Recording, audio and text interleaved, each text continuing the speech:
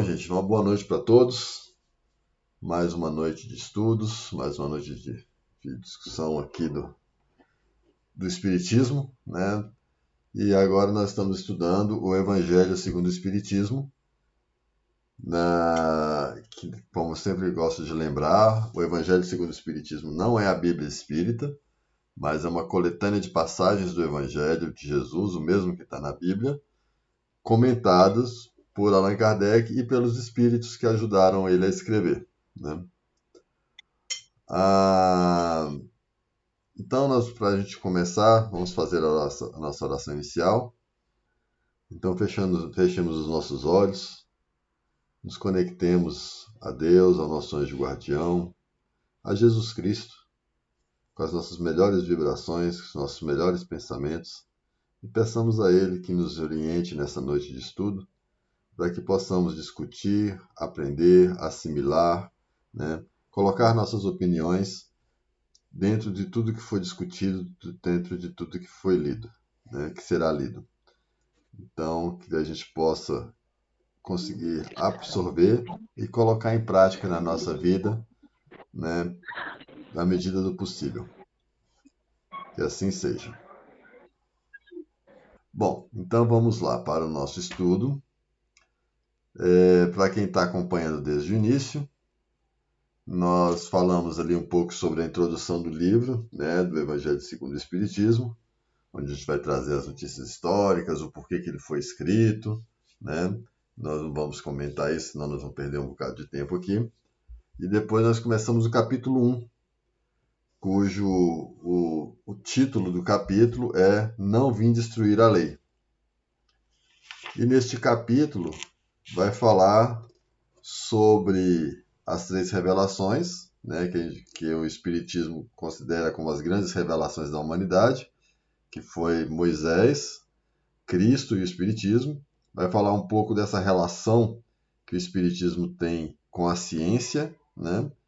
E vai trazer algumas instruções dos espíritos em relação a esta era do Espiritismo.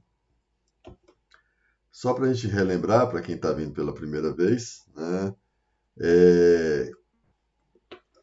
Dentro da história da humanidade, para o Espiritismo, 3 grandes revelações aconteceram. A primeira foi com Moisés, aquele que libertou os escravos hebreus, né, do Egito, do poderio do Egito. E Moisés foi aquele que escreveu os 10 mandamentos, né, lá a Tábua da Lei. Por que ele foi uma grande revelação? Porque ele foi o primeiro a trazer uma comunicação direta com Deus e o primeiro a escrever as primeiras leis para um povo que era tão difícil, tão complicado em função da escravidão, né? Aquela geração que foi liberta já tinha nascido toda escrava, então eles não tinham ideia sobre o que era liberdade. Mas eles ainda tinham o conceito herdado dos seus antepassados de um Deus único. Então, quando Moisés vai libertá-los, ele usa das manifestações espirituais para convencer o faraó de libertar aqueles escravos. E quando eles são libertos, ali na confusão da vida deles, até eles entenderem o que é liberdade, eles precisaram de novas regras. E as primeiras regras foram as inspiradas por Deus, que são os chamados 10 mandamentos, né? Todo mundo já conhece, ou pelo menos já ouviu falar. A segunda grande revelação, continuando lá no Moisés, então para que aquelas pessoas conseguissem obedecer, né, a seguir essas regras, ele apresentou uma face de Deus, de um Deus rústico, vamos chamar assim. Um Deus que tinha vontades e que punia as pessoas. Então eles precisavam, no início, temer a Deus. Porque eles não faziam as coisas conforme a vontade de Deus, eles se sentiam punidos, né? O que acontecia com eles era a punição. E aí criou-se no Antigo Testamento, sempre vai se ler sobre o Deus temor. Temer a Deus, temos que temer a Deus, né? O temor a Deus, trazendo essa questão da obediência, né? Quando vem Jesus já traz um novo conceito.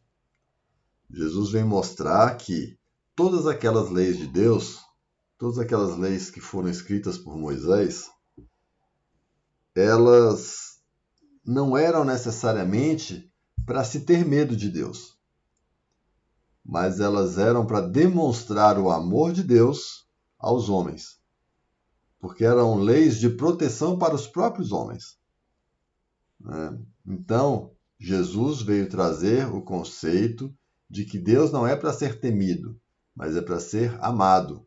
Então, ele criou o conceito do Deus amor. E nesse conceito de Deus amor, ele nos permitiu chamar Deus de Pai.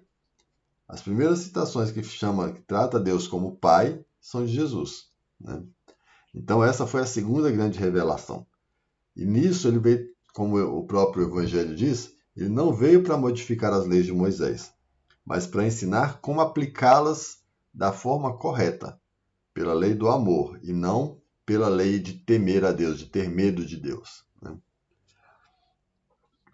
E aí ele também trouxe uma coisa nova, que os outros, que no Antigo Testamento já tinha, que era essa relação do homem com o mundo espiritual, né? Mas ele trouxe agora uma certeza de que a vida não encerrava após a morte. Que a pessoa morria, mas a vida continuava. Quando Jesus se reapresenta novamente aos apóstolos, depois da crucificação, né? Ele está demonstrando que a vida segue. E aí, quando ele se eleva aos céus, ele está demonstrando que existe um outro lugar onde esses espíritos que desencarnaram vão viver, né? Para o cristianismo, para os cristãos tradicionais, né, católicos, evangélicos, da mesma linha, céu, né, para os bons, inferno para os ruins. Para nós espíritas temos outros conceitos, né, que nós vamos falar daqui a pouquinho um pouco, certo? Depois disso veio para nós espíritas, né, o nascimento, vamos chamar assim, do espiritismo. Bom, agora que nós entramos no tema de hoje, o espiritismo foi um termo criado por Allan Kardec.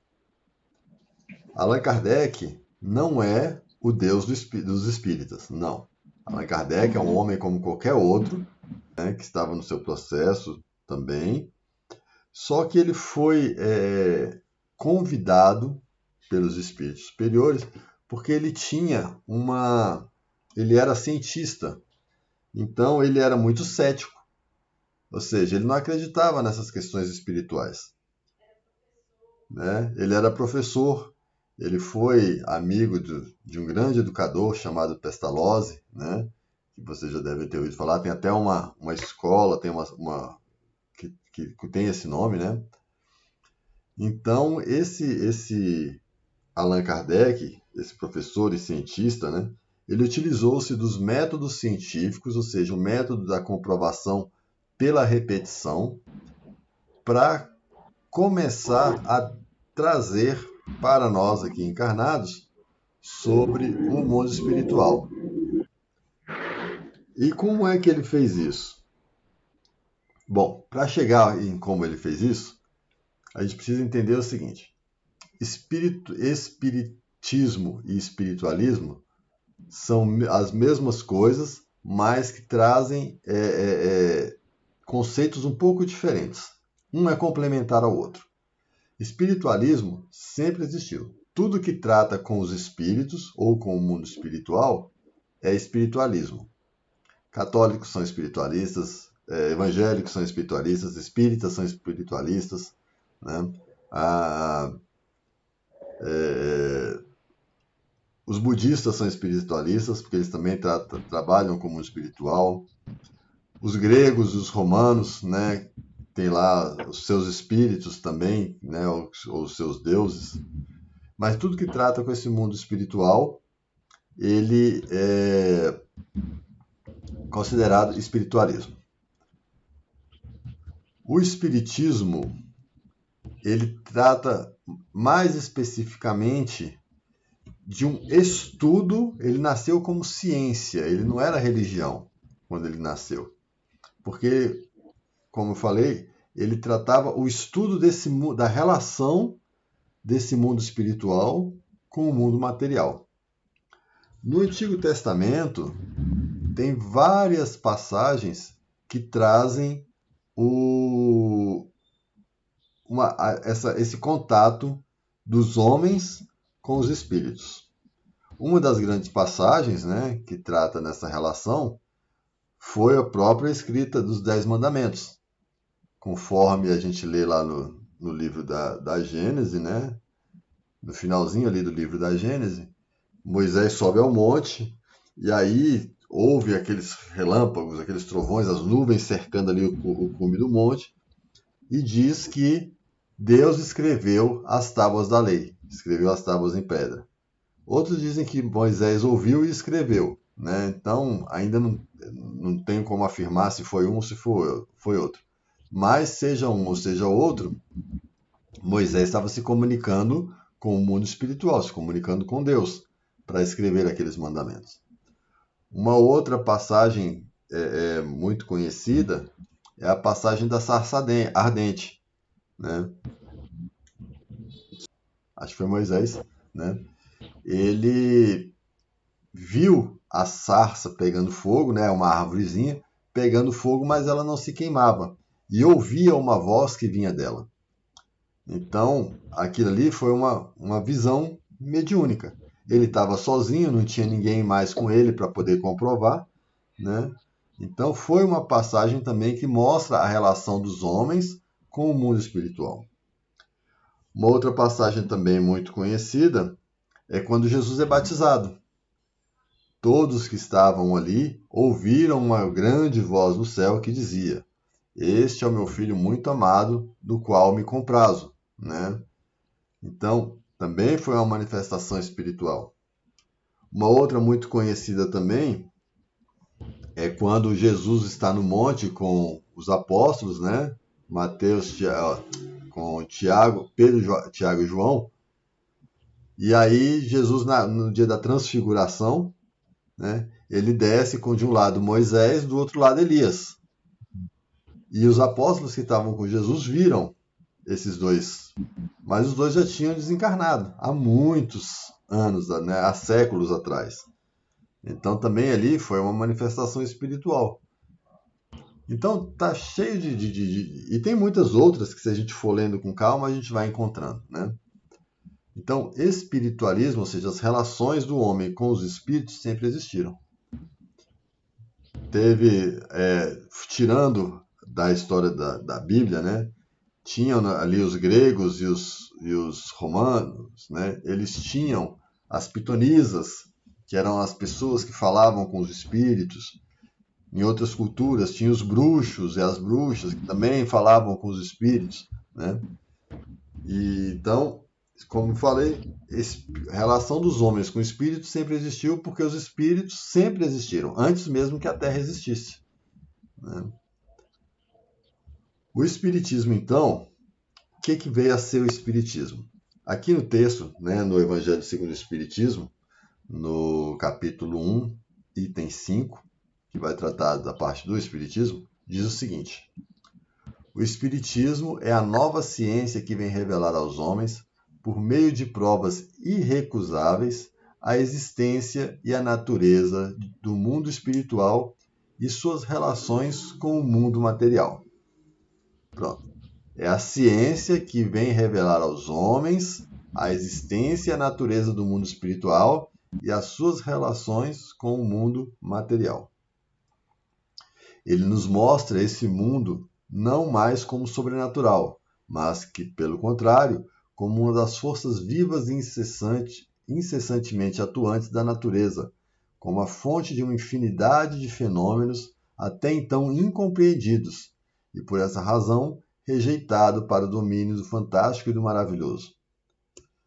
Essa é a relação, e a essas relações que o Cristo se refere em muitas circunstâncias, e é por isso que muitas coisas que ele disse ficaram inelegíveis ou foram falsamente interpretadas. Então, o Espiritismo veio trazer este entendimento, né?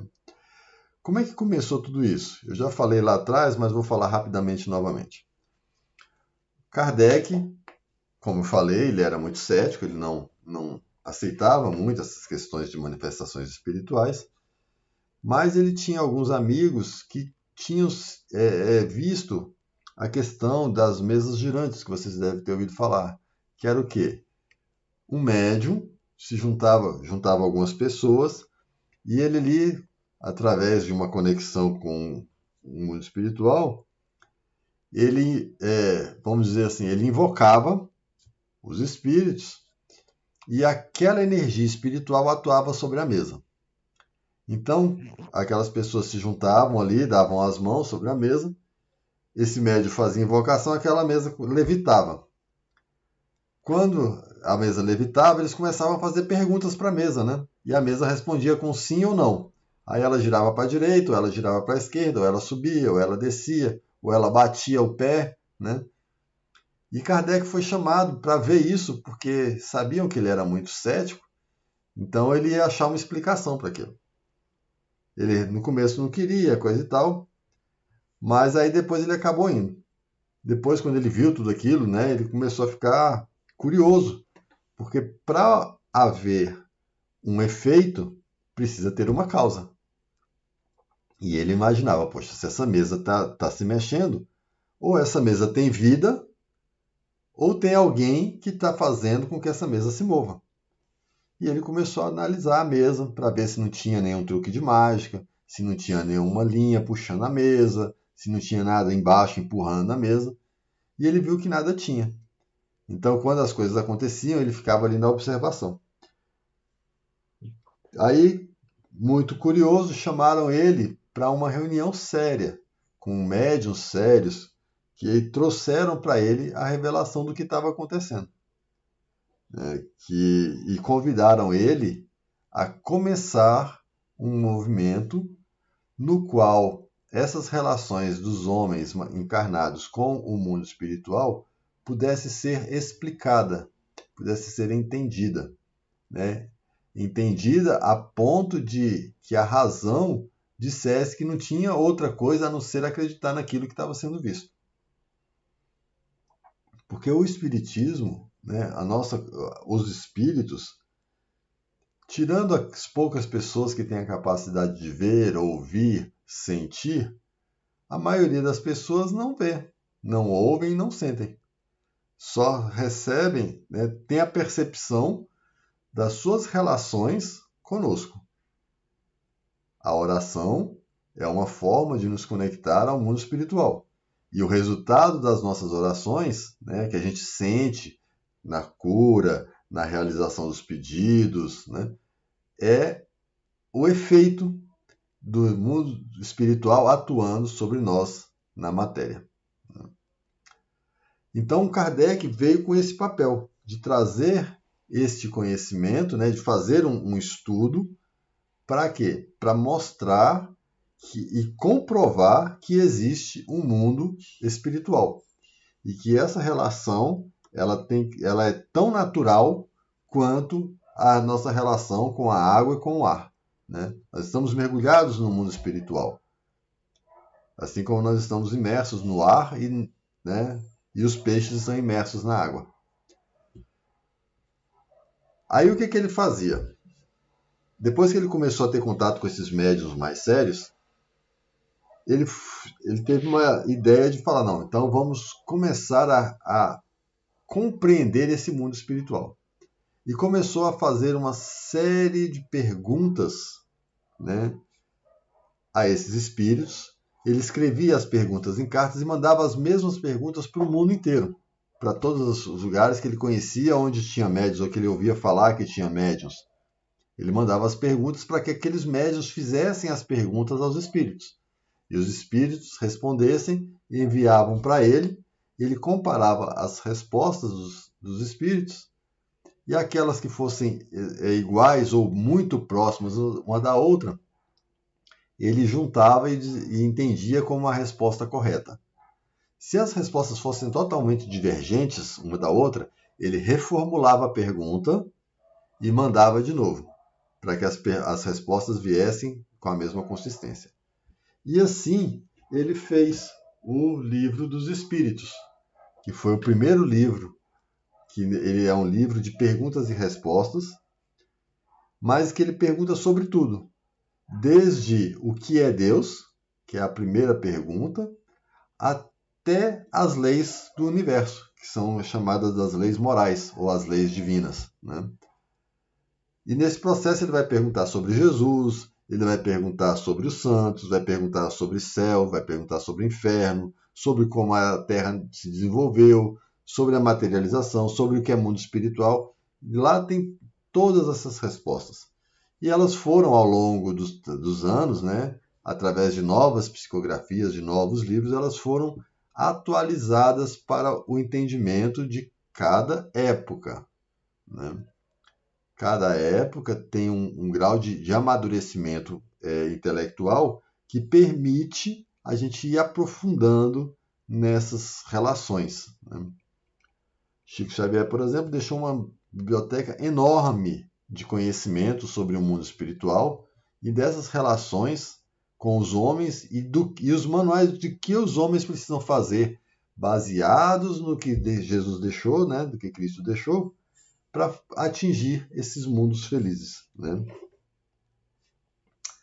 Então, continuando aqui no nosso tema, a lei do Antigo Testamento está personificada em Moisés, ou seja, o Antigo Testamento, né, aquelas leis lá, os 10 mandamentos e todas as leis que vieram depois com Moisés, elas receberam como se fosse uma espécie de autoria de Moisés.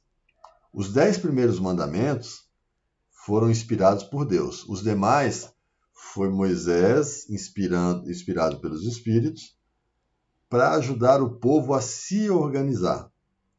A questão da higiene, a questão das relações entre as pessoas, a questão de obedecer a Deus, né? De ter um propósito divino. Então, isso foi feito por Moisés e foram atribuídas a Moisés. Na lei judaica, esses mandamentos estão escritos no que eles chamam de Torá. A Torá são os 5 primeiros livros da nossa Bíblia, né? Gênesis, Êxodo, Levítico, Números e Deuteronômios. Nesses 5 livros está instituída toda a lei de Moisés. E hoje, né, toda a lei judaica que eles seguem, né?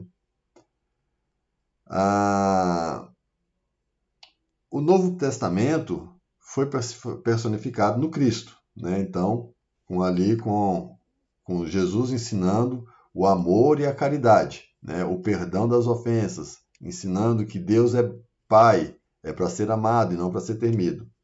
E depois vem o Espiritismo, que vem trazer o entendimento mais claro sobre essa relação do mundo espiritual com o mundo material. Então aqui continua. Da mesma maneira que disse o Cristo, eu não venho destruir a lei, mas dar-lhe cumprimento, o Espiritismo também diz, eu não venho destruir a lei cristã, ou seja, nem os ensinamentos de Cristo, nem os ensinamentos de Moisés, mas vem ajudar a gente a compreender o que Jesus ensinou de uma forma que a gente não precise mais dizer eu acredito, mas que eu possa dizer eu tenho certeza de que é. Eu estava até comentando com o pessoal da manhã que a minha formação, ela é inicial, né? Ela é evangélica. Eu fui criado, minha mãe é evangélica, e a gente nasceu e ela conduziu muito bem a gente dentro da igreja evangélica, no sentido de nos dar algo para acreditar, né?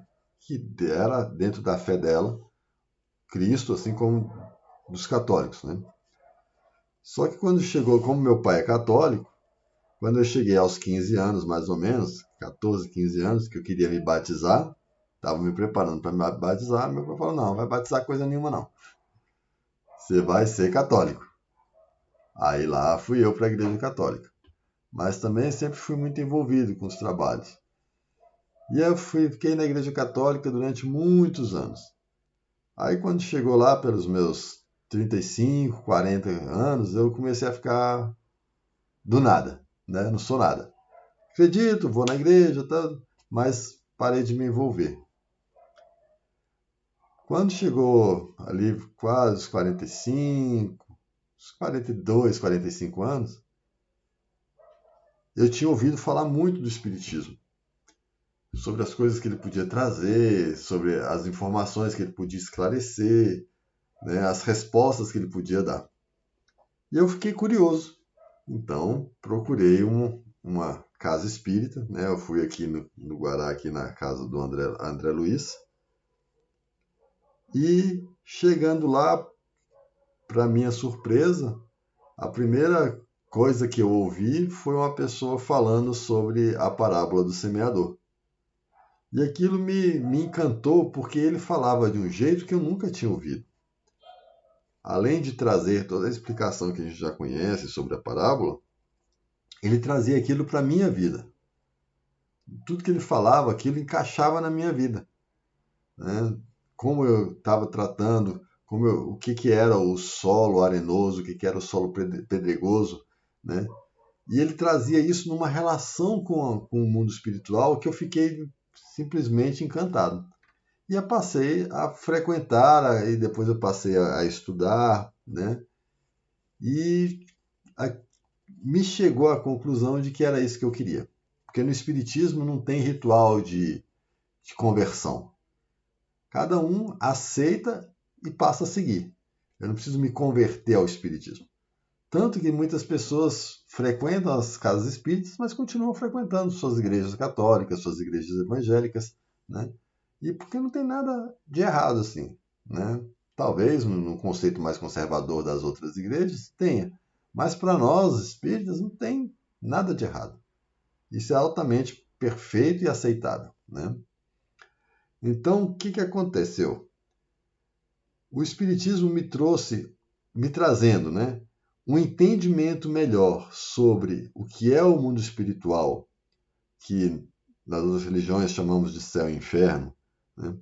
O que são os espíritos e sua evolução, me trazendo sobre o que é a reencarnação, por que ela existe, qual o objetivo de se reencarnar.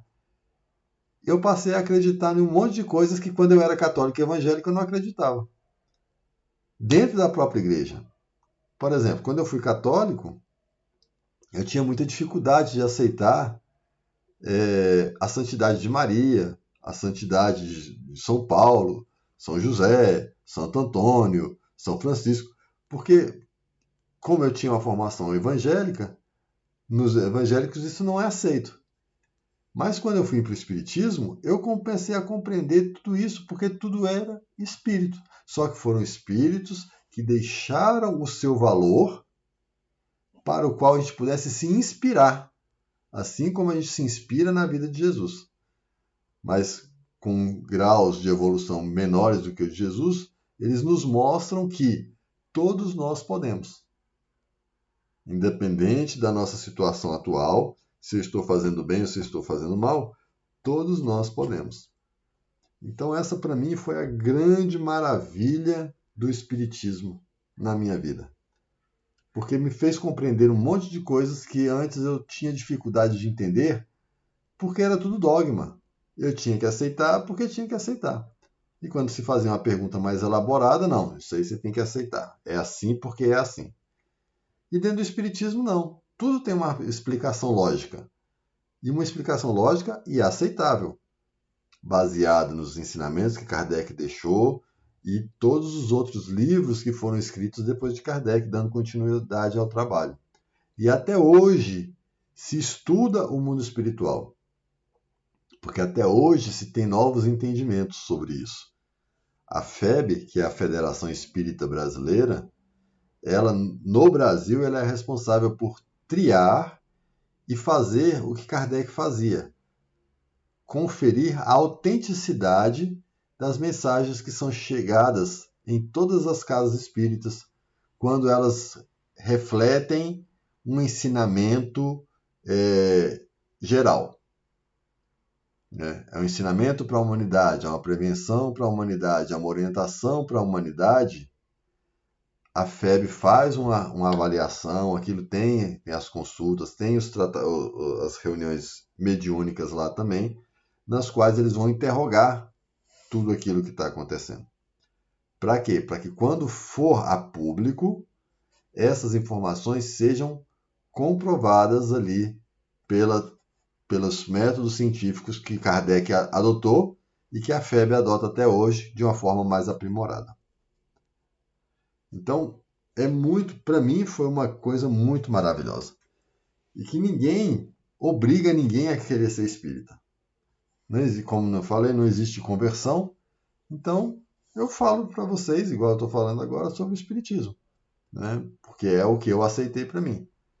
E vocês vão avaliar tudo que eu falo. E vão fazer a crítica de vocês. Tem coisas que eu vou falar que vocês não vão aceitar. E está tudo certo. Eu não sou o dono da verdade. Não sou mesmo. Muito pelo contrário. Até para falar de espiritismo, eu nem sou a pessoa mais gabaritada. Mas como eu estou apresentando para vocês que estão conhecendo, ainda posso chegar, né, nesse nível. Mas se fosse um estudo aprofundado, eu nem tenho gabarito, porque é tanta coisa para se aprender, é tanta informação, que eu não dou conta ainda. Né? Se for pegar em termos de graus de conhecimento, de instrução, de leitura, né, numa hierarquia aí, então vamos pegar assim, por exemplo, o Caio hoje, né, que vocês conhecem, como não precisa converter ninguém, cada um aceita conforme o seu coração permite. Cada um vai deixando, introspectando ali as informações. Uma das coisas que me maravilhou mais, assim, dentro do espiritismo, que vamos dizer assim, me deixou encantado mesmo, foi quando eu descobri que eu compreendi o que Jesus queria dizer quando ele disse que nenhuma ovelha seria perdida. Porque até então, a gente vai olhar lá a parábola do semeador, que Jesus... Do semeador não, desculpa. A parábola do joio e do trigo, que Jesus diz que o trigo vai ser colheitado, né? Mas que o joio vai ser lançado no fogo do inferno e aquela coisada toda, né? Inferno é uma pena eterna. Então, onde é que cabia, né? Onde é que cabia que todas as ovelhas de Jesus seriam salvas? Se tinham uns que iam para o inferno, ardendo no inferno a vida toda. A eternidade inteira, pior, né?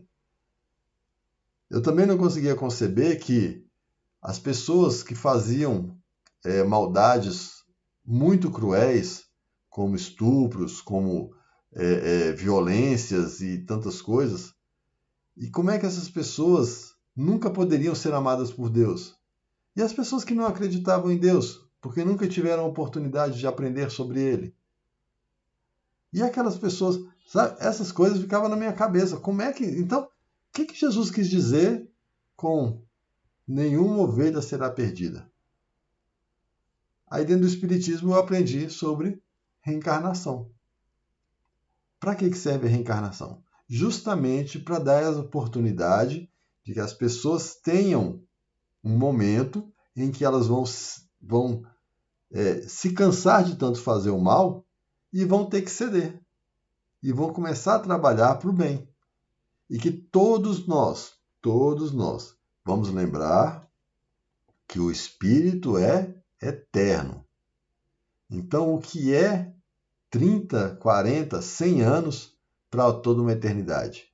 É nada. É um grão de areia na praia.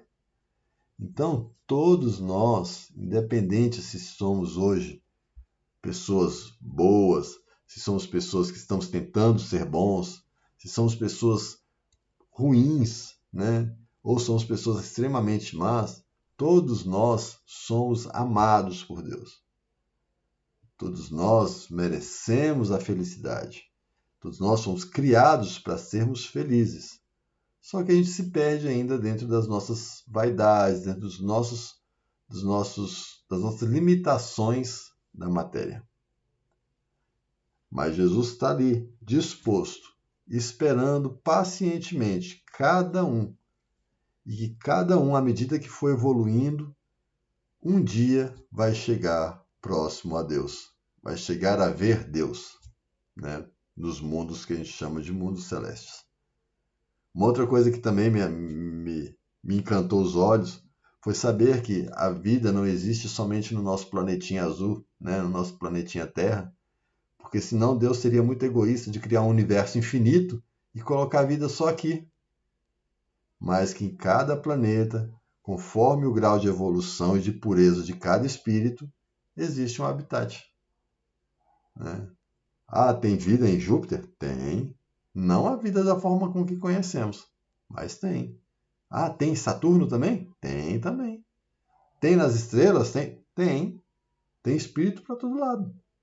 Porque nós somos essencialmente espíritos. E em cada planeta, o espírito encarna conforme a materialização, a matéria daquele planeta, que para nós é muito diferente, né, do nosso. Se torna muito diferente. Tem planetas semelhantes ao nosso? Tem. Mas todos são? Não, nem todos.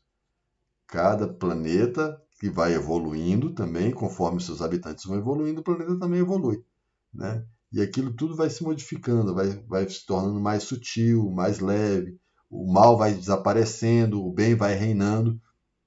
E os mundos felizes, né, ou mundos angélicos, são os mundos onde o mal não existe mais.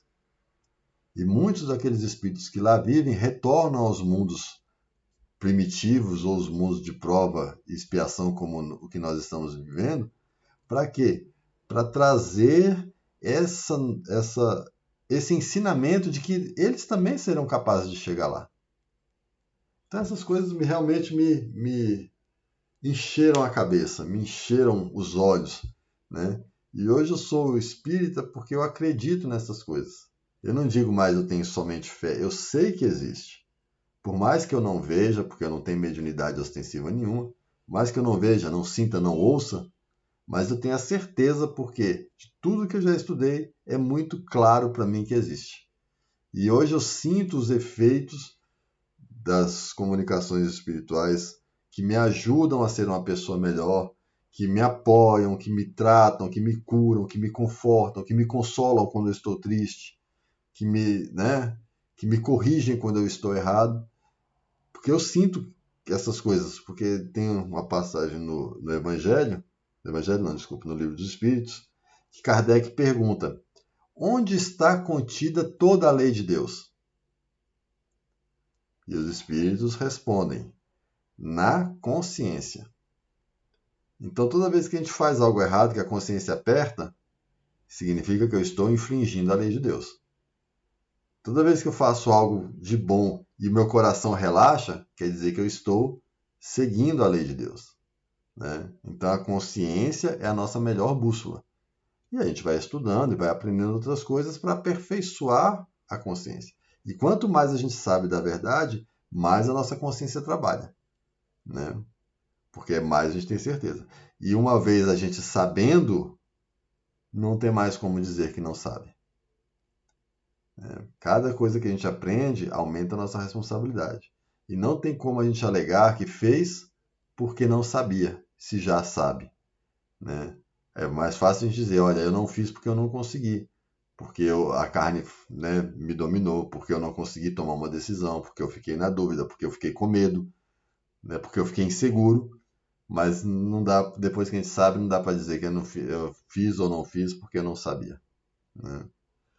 Por isso que às vezes a gente brinca que quando a pessoa sai do espiritismo e vai para o catolicismo ou para a igreja evangélica, fica difícil dela se interagir ali, porque tem muita coisa que já está ali e ela vai ouvir lá diferente e não vai encaixar mais, porque já tem um outro conhecimento, né? Uma vez perguntaram para Chico Xavier se o espiritismo seria a religião do futuro, ou seja, ia acabar todas as outras religiões e ia tudo virar espiritismo. Chico falou, não, não vai. As religiões vão continuar existindo, vão continuar aparecendo, mas os conceitos espíritas vão ser infundidos nessas religiões. Então, o espiritismo é o futuro das religiões. E a gente vê isso já hoje, quando você olha, né, as manifestações que acontecem nas igrejas evangélicas ali, com uma como é que chama? Uma obsessão, né, que aparece lá, um irmão que está obsediado ali, o pastor vai lá, faz uma oração e aquela pessoa volta ao normal. A gente vê isso no movimento carismático dentro da Igreja Católica, também acontece isso, né? Em outras religiões, a gente vê as manifestações de espíritos atuando ali sobre o pastor, né? Que eles vão ver como os anjos falando através do pastor, vão ver os anjos falando através do padre, né? Que são coisas assim que tá fora do que é a pessoa, mas ele está falando ali. Então são os espíritos se manifestando. E isso vai sendo acreditado, com palavras diferentes talvez, mas tudo isso vai estar sendo aceito melhor hoje em dia. Tanto que o espiritismo, quando começou, era perseguido, era coisa de fogueira, era coisa de ser atacado. Hoje já é mais aceito. Tem as críticas ainda? Sim, tem as críticas, né? Mas hoje eu posso ser espírita e exercer a minha religiosidade sem precisar muito me preocupar com os ataques, né? Mas eu também não preciso ficar querendo convencer que a minha é mais correta, porque não é. A verdade é uma só, é a lei de Deus. Então o Espiritismo ele veio para trazer esse entendimento do que é o mundo espiritual e das relações dele com o mundo encarnado. Não para dizer que é porque eu sou espírita, quando eu morrer eu vou para um lugar bacana, não. Não necessariamente. Assim como não é dizer que porque eu sou evangélico eu estou salvo, também não necessariamente, né? Tudo depende das nossas ações, né? As nossas ações é o que vão definir para onde a gente vai. Para o céu, para os mundos felizes, para os mundos mais evoluídos, para as colônias mais evoluídas de tratamento, ou se eu vou para o inferno, né? No caso do espiritismo é o umbral, que é onde eu vou passar ali um período de, de convivência com a minha parte mental mais íntima, porque ele não tem como esconder. Então, poderia ser o inferno, dentro do catolicismo poderia ser o purgatório, né? Mas é uma região onde eu vou fazer ali para eu entender, né, através do sofrimento, que eu posso ser melhor, que eu preciso melhorar. E aí eu vou ser tratado e tudo, né? Depois que eu reconheço isso, que eu peço ajuda, eu vou ser recolhido para as colônias de tratamento e depois vou ser preparado para uma nova encarnação, onde eu vou testar novamente aquilo que eu disse que eu queria mudar, porque eu já não aguentava mais sofrer. Então eu vou ser colocado à prova novamente. Então a gente está aqui para aprender, para superar as provas, né? Alguma pergunta? Quer dizer que Kardec ele era cético. Então ele começou a participar para poder crer e estudar a fundo o estudo, é isso? Ele era cético, nunca teve mediunidade nenhuma. Ele começou a estudar porque ele queria saber como é que era. Ele era curioso, né?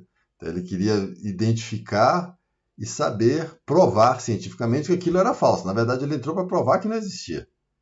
Só que aí, através do que ele foi estudando e foi pesquisando, ele foi vendo que tinha algo além da compreensão dele.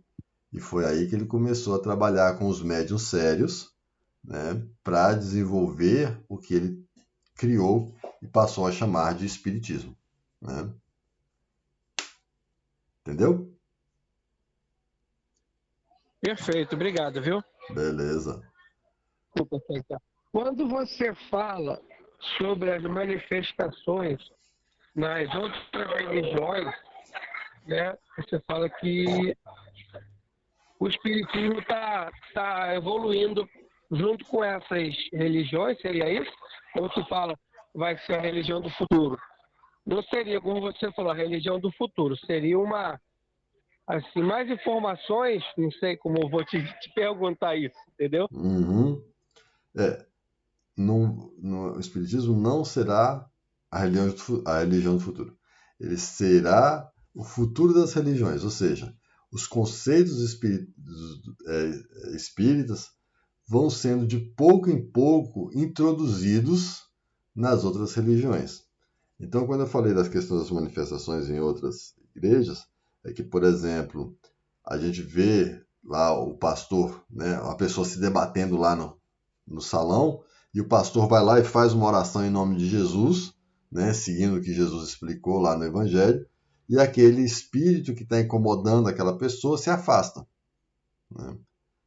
Isso é uma relação espiritual, no qual aquele pastor, através da sua fé e da sua fé em Jesus, ele teoricamente tem autoridade, né, em nome de Jesus, que é sempre usado em nome de Jesus, para que aquele espírito se afaste. Isso é uma relação que dentro do espiritismo a gente chama de desobsessão. Quando a pessoa está com essas crises, a gente faz o tratamento espiritual, a gente faz um tratamento de desobsessão, que é a mesma coisa, mas faz o quê? Ele afasta aquele espírito obsessor da pessoa que está sendo obsediada. Só que se a pessoa não mudar o comportamento, o que vai acontecer? Vai voltar aquele mais um bocado, que está na mesma vibração dele. Por exemplo, vamos supor, tá? Um exemplo bem simples e bem ridículo, mas só para contextualizar. Vamos supor que eu gostasse de chocolate. Eu não gosto, tá? Só para lembrar. Eu gostasse de chocolate, muito. Fosse um chocolatra. E eu não consigo mais largar o vício do chocolate. Nessa minha vibração, toda vez que eu ouço falar de chocolate, minha boca enche d'água, eu começo a ficar maluco, né? E tem, tá, outros espíritos que também gostam e são tão viciados quanto eu. Então toda vez que eu penso em chocolate, eles vêm, porque eles sabem que eu vou comer chocolate. E quando eu como chocolate e sinto prazer, eles se absorvem desse prazer que eu sinto e sentem também o mesmo prazer. Isso é uma coisa bem simples, né? Agora imagina uma pessoa que usa drogas, uma pessoa que é tendenciosa ao mal, né? Quantos espíritos não vão ali?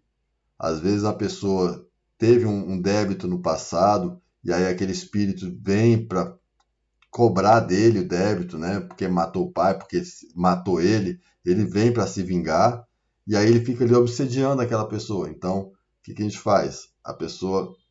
Vai a pessoa vai na casa espírita, né? E a gente faz um tratamento ali e afasta esse espírito. Só que se a pessoa que recebeu o tratamento não modificar o seu comportamento, ele vai voltar. Se ela não perdoar, ela vai voltar, né? Porque ele vai ser atraído novamente. Então tudo depende do nosso comportamento. Por isso que a questão dessa relação nas outras instituições religiosas também tem essa dependência. O pastor foi lá e afastou o espírito ruim, se a pessoa não mudar o comportamento, ele vai voltar e o pastor vai ter que fazer o trabalho dele de novo. Né? Então, esses conceitos espíritas vão sendo cada vez mais arraigados dentro das outras doutrinas. Né? O próprio Papa, aí eu não vou falar com autoridade nenhuma, porque eu acompanho muito pouco, mas vou falar pelo que eu já ouvi. Né?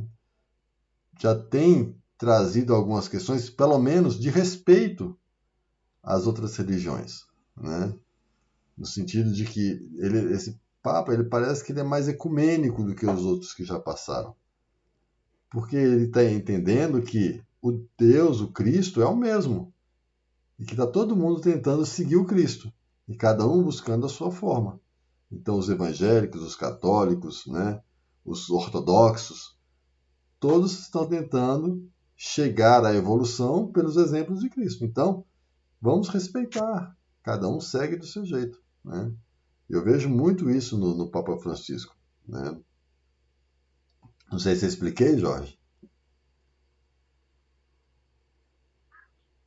Sim, com certeza. Eu ia até, estava até quando você estava comentando, esses itens de você falar, eu fui na igreja e o pastor fez uma prece e tirou, digamos, o mal que estava em mim. Mas se eu não me tratar, não ir policiar, não buscar outros ambientes, outro tipo de formação, isso vai voltar.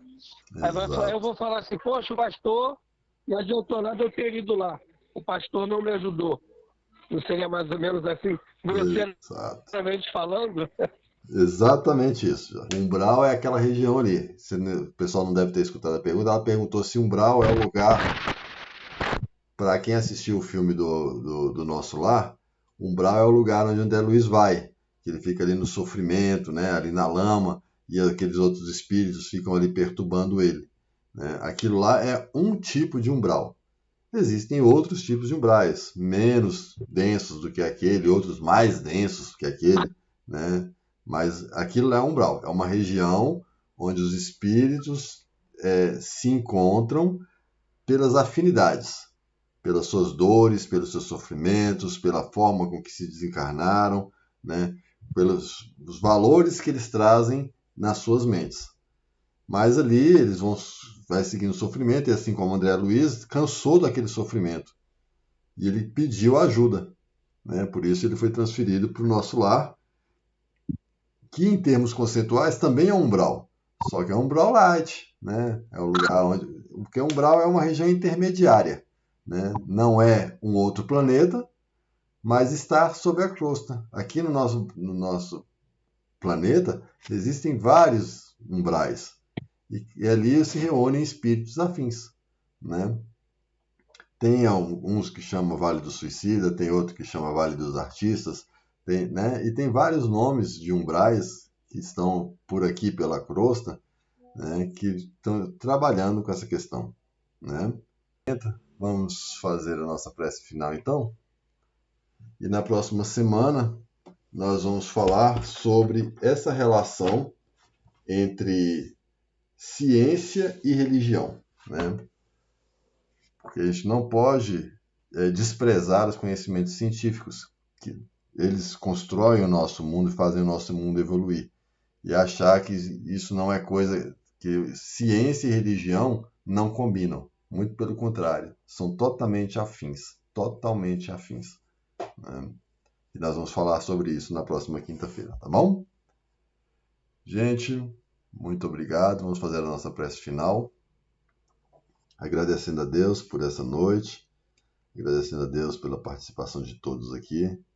É muito bom a gente poder compartilhar um pouquinho do quase nada que a gente sabe, né? E também ajudar o outro a construir os próprios conhecimentos, as próprias ideias. Que nossos lares, que nós possamos ser todos iluminados, que nossos lares possam ser iluminados pela luz de Jesus.